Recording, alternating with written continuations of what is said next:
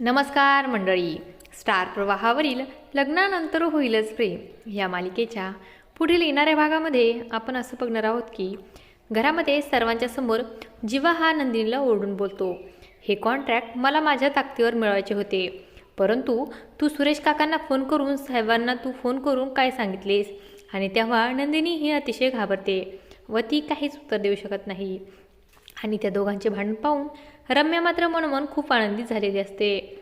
त्यानंतर आपण पाहतो काव्या ही पार्थला बोलते, जर आपल्या दोघांमुळे ताई आणि जीवा त्या दोघातील भांडण संपले तर किती बरे होईल ना.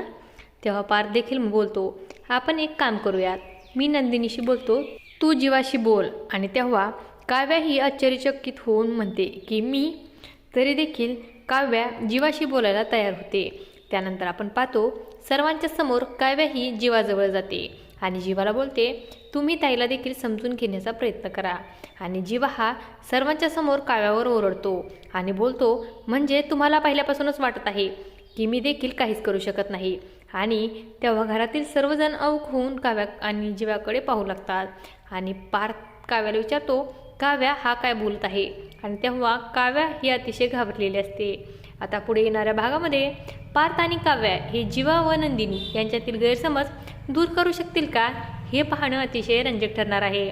अशाच मालिकांच्या नवनवीन अपडेट्स पाहण्यासाठी आपल्या चॅनलला सबस्क्राईब करा आणि व्हिडिओ आवडला असेल तर लाईक आणि शेअर करायला विसरू नका. धन्यवाद.